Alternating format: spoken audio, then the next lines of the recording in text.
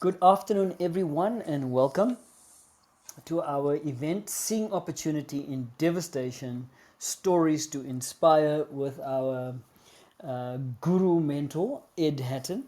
And previously, we have spoken or Ed discussed pursuing cross selling opportunities with customers and suppliers and generally all the stakeholders that make a difference to our different businesses. And we ended off the last session with Ed quipping that as far as customers, suppliers, stakeholders go, is to keep them, to farm them. So um, that is, and obviously you can download or you can actually listen to the uploaded video or podcast on our YouTube channel, Griffin Enterprise Development, and go listen to it there. And that was episode 41. So, Ed, without further ado, over to you.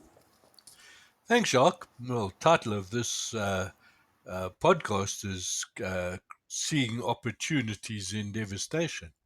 And we've talked a couple of times about the opportunities that are around in the worst of circumstances. And a couple of illustrations for you on that. Right now, I've just had a solar installation done, solar power installation done, um, so that I can A, save electrical bills and B, be free of load shedding. And I'm told by my supplier that solar panels are in such high demand that there are struggles to get them. Also, I know that that firm I had to book, I think about 10 days in advance for the installation. They were just too busy to come and install, and it's a fairly big ticket item any sooner than that. So the solar guys are making a fortune right now in the midst of all of the devastation of power loss and load shedding and all of the other disasters that are happening all around us. The second one, which I found out with some surprise, is these big water tanks. Echo Tank is one brand, Jojo is another brand. The sort of things that hold anywhere between sort of 500 liters and 5,000 liters of water, and you store that and connect it to your water system in case there are water shortages, are in very, very short supply. And the next time we have a water outage, and we will have, um, all available stock's just going to go shoop out the window. And the prices of both products are escalating. So there's another opportunity in devastation, and I can see one happening here. And any entrepreneur that's listening and has the technology and the skills to solve problems and is wide awake enough um, will recognize that one of the bad parts of load shedding is not only that your office or home or wherever you are has no power, and therefore your equipment has no power. But the um, towers that convey cell phone and data signals also have power failing because their batteries are overused or in some cases stolen. And in some centers, they don't replace the batteries at all. So the moment the power goes off, the whole area communication goes off as well. Now, if someone bright enough has an ability to solve that particular problem for the service providers, they would make a very, very large amount of money because it must be cutting into the service provider's income. I don't think the service providers are caring enough to say, we must keep our towers running for the good of the community. But every time a tower goes down, they lose enormous amounts of revenue in lost calls and data usage. So there's a possibility for some bright people to come in there. Other opportunities that are around at the moment are electric fences that fail, especially in large complexes where their fence might be very extensive. Those batteries are very expensive and they don't last forever. They're designed to fail every or to be used every now and then when there's a power outage. They're not designed to be used when the power goes out 3 times a day for several hours at a time. So there's lots of opportunities coming out of these very, very devastating circumstances right now. Interesting. But today, I really wanted to lift our sights a little bit. We talked last week about relationships with suppliers, relationships with customers, and I used the farm them example. That's not said maliciously. If you are a great supplier to your customers and you help your customers to do what they want to do as opposed to just flogging product to them, um, and that gives the customer a benefit, they would welcome being farmed. Don't be a thug though and sell them stuff that you don't want, that they don't really want or need, simply as a high pressure way of doing things. But I want to elevate the sights a little bit today and talk at a more strategic level.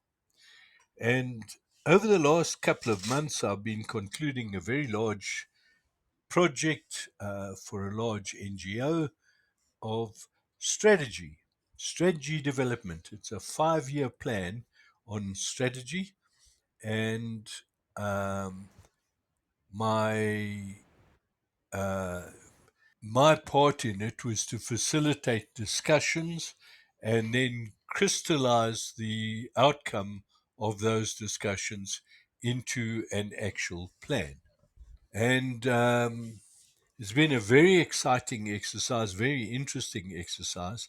And one of the first things that we did, because if you're doing strategy, you better start by saying where does it start? Where is everything? How or what's around us at the moment? And we commissioned a couple of reports from volunteers who did easily findable information around, and they produced reports varying from like 20 pages to about 8 pages or 10 pages of the conditions in which this particular NGO faces. And they deal with people who have issues, particularly emotional or mental issues. Now, the state of the country that was revealed by these reports when people went to check was actually quite stunning. And I sort of pride myself on keeping my eye on the ball of knowing what's going on in the country. But this one staggered me. There were price tables where we looked at things like common things like the cost of municipal services, the cost of petrol, the cost of shopping baskets, average wage increases, um, joblessness, and a whole lot of other ratios. These are truths. They are ratios. They're statistically done. And when we looked at it, it was horrifying, absolutely horrifying. We kind of get, because there's been so much bad news happening to this country, we kind of get a bit immune to the thought of bad news. But if we track back 5 years from here, 2019 was when we were being downgraded by all of the ratings agencies, all except one. And suddenly the country went into junk status and our rand dollar fell like a stone. But if you go back and you look at what the rand dollar situation was 5 years ago compared to today, or 10 years ago compared to today, it would frighten you very deeply. 10 years ago, it was about 5 to the dollar. 5 years ago, it was something like 9 to the dollar. Now it's about 20 to the dollar. That means most of our imports, and sadly, because of other circumstances, our manufacturing industries have, in many sectors, have all but collapsed. In things like clothing and small appliances and many other commodities that used to be made here are now all imported. And they are dependent on exchange rates, on foreign currency rates. So they are more expensive. While the country's economy, the growth of the country's economy over the last years has been absolutely minimal, and of course took a nosedive during COVID. We found new ways of living and working during the COVID pandemic and the lockdown. Um, and some of that was good, like the explosion in online working, and some of it was very, very bad, like the lack of social interaction and the sharp increase in things like gender based violence. So that took a mental toll and it took a physical toll on the country. And it took a huge toll on our business because our business is largely made up of people. And what affects the people affects the business. Also, we live in an era of unprecedented technology. Uh, just recently, I saw a post about the number of high tech, the exposure of several prominent Silicon Valley businesses to the collapse of Silicon Valley Bank, which happened just recently. And I think there were about 12 names there. I did not recognize one of them, not a single one of them. These are billion-dollar companies, multi-billion companies, unicorns of note. I didn't even know their names. And I think I keep fairly close to technological developments. The world is moving at a rate that is astonishing. AI is all around us, and there's a new system now that's being talked about widely, an AI-based system, and quite a lot of its facilities would enable you to write a dissertation or an application letter or a proposal or a story or a book or create a video or anything like that without you doing any of the work, just supplying the themes. Now, that's a scary world. That's a world where we don't know what's going on. So, from a technological perspective, from an ecological perspective, and I don't think even the most ardent denialists would recognize that weather patterns have changed fairly significantly. From a legal perspective, where uh, the law has created new laws almost on the fly to do with state of demand, state of disaster, and to do with the epidemics and everything else. So, right across the board, we have had huge change over the last few years. That's just 5 years, over the last 5 years. And then we bring it back to the average South African company. So the people I'm really talking to here are the sort of larger of the small companies, smaller the medium companies, the companies where you've got a management team of maybe 5 people or 6 people or something like that, and a staff maybe of a couple of hundred.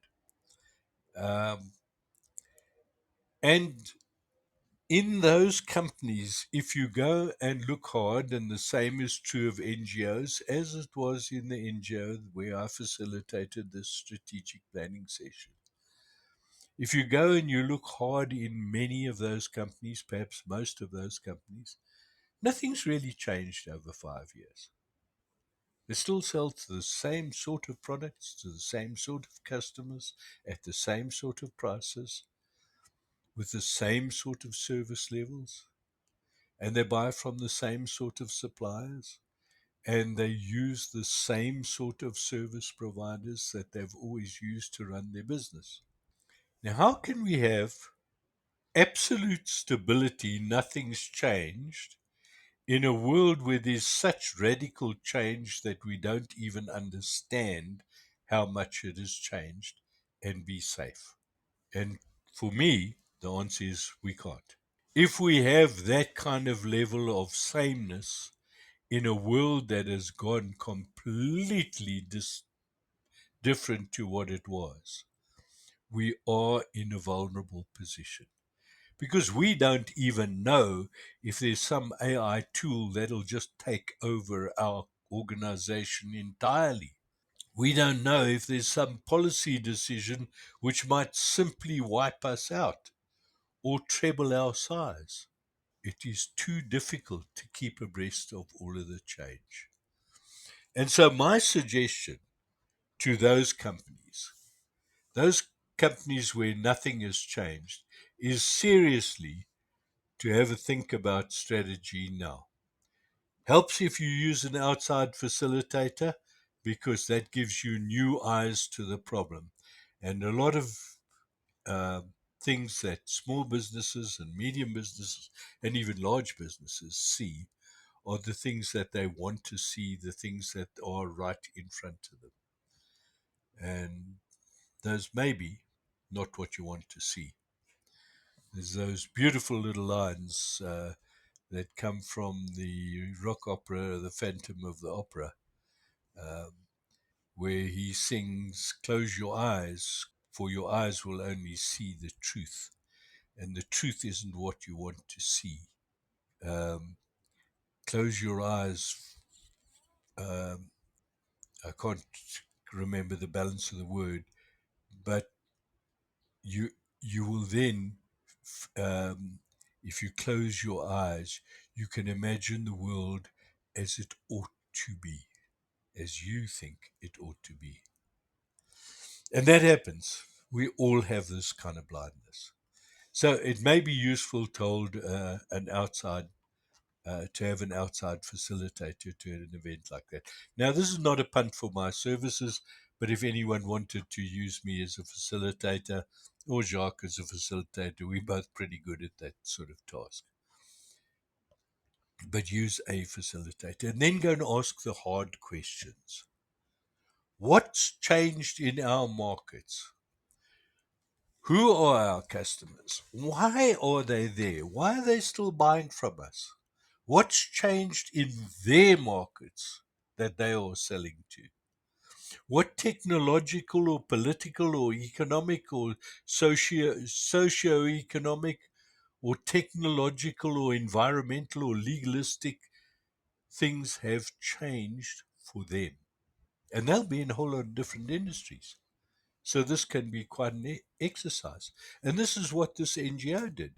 They went out and they said, in their target market, what has changed in that target market? And the change was radical, absolutely radical. And then they said, and who is supplying services to meet that radical change and the needs that that produces? And the answer was nobody. We should be, but nobody is there, not even the government departments. And many businesses would find the same kind of thing, because you're clinging into a market and your business might be growing, because that's one of the markets that is growing and has grown right through all the pandemic and all the rest of it. But unless you know whether your market share is increasing or decreasing, you wouldn't know whether you're actually growing or shrinking.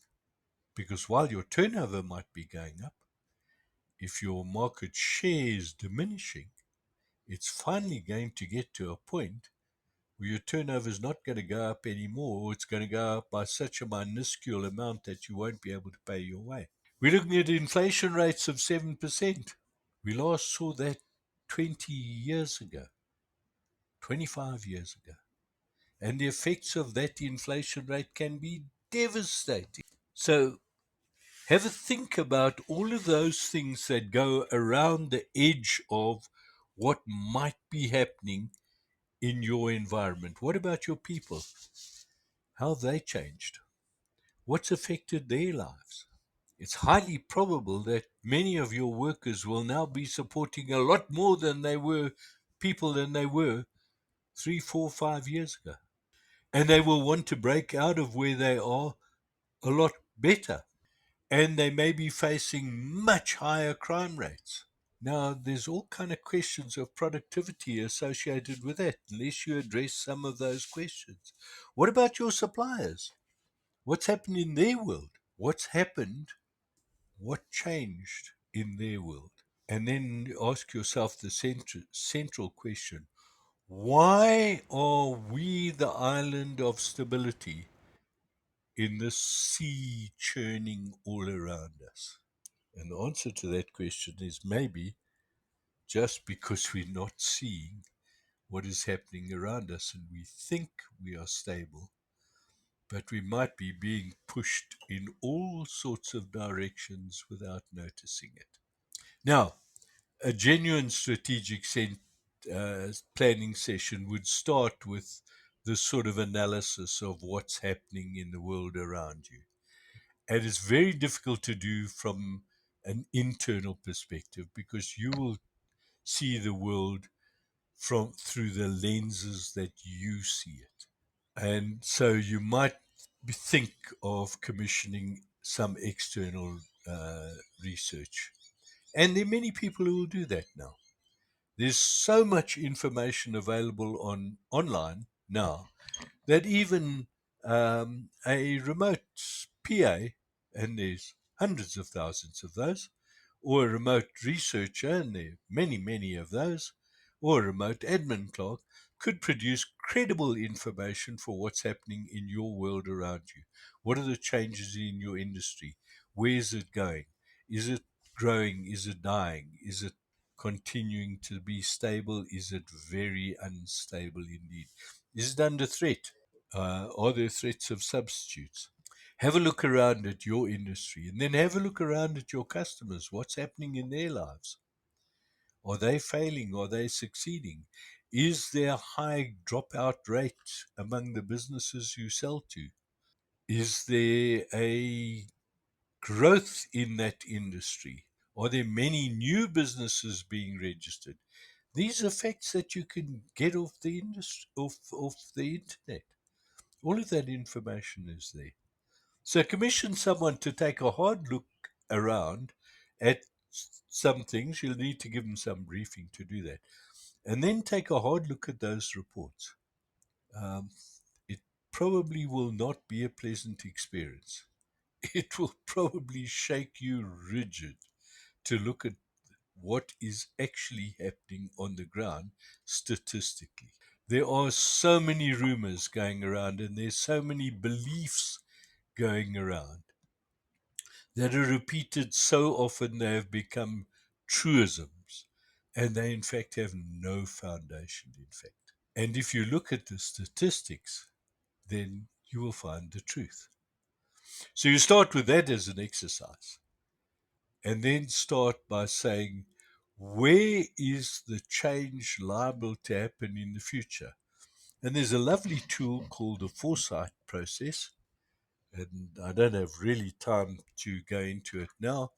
But if you Google the foresight process, it's a generic tool, it's widely available. You can download it from the internet, where you can look at the future in sort of concentric circles of what is probably going to happen in a time period, what is possibly going to happen, what is plausible, what could not stagger the imagination and be possible, and what is preposterous, what couldn't happen but might, like Brexit, just to take one of the examples there. Everybody in the world was blown away, especially in the UK, were blown away by that vote that Britain actually opted to exit the EU. So preposterous things happen as well. And then, um, having looked at the future scenarios, then look at where you want to be as a company. Do you want to stay the same? Do you want to enter new fields? Do you want to enter new technologies? Do you need to enter new technologies? And start thinking about how you would go about that and be specific. Set goals, set targets, set timeframes, set everything that you need to do. And, when you come away from that, then you've done about 1/100th of the job, because the work then begins, and that is the work to put it in place. And the more dispersed your organization is, the more difficult it will be to put it in place. So, my advice for today: have a stretch session. It's time. I think yes, Ed. So important. The telltale is business as usual in an environment that has changed so rapidly and is continually changing rapidly is the trigger. Is it, that needs to bring us all entrepreneurs to this one place, is saying, okay, unconsciously, by default, I have been doing the kinds of things that really worked for me in the past. But, and I mean, honestly speaking, the experiences, well, we're not quite getting the same results. And sometimes when we in default, we just work harder at the same things, accepting though that the results are not quite what we want. We don't achieve the same results that we did in the past, and Or cut absolutely, costs. or yes. So, Ed, thank you very much, and then until next week. We look forward to have you with us again. We look forward to you if you're listening by way of playback on this platform, or if you actually access our podcasts on Griffin Enterprise Development. We wish you all the best and happy thinking. And if thinking is not your game, as Ed has been encouraging you, do not be afraid to invest in an external, facilitator. So, all the best, Ed, until next week. And those of us present with us, see you next week when we're engaging in a topic that would highlight, I think, build on what we always talking about. There's a current theme is spot the opportunities. There are so many stories to inspire, despite a devastating moment. So bye for now. Okay, next week we'll see you. Bye.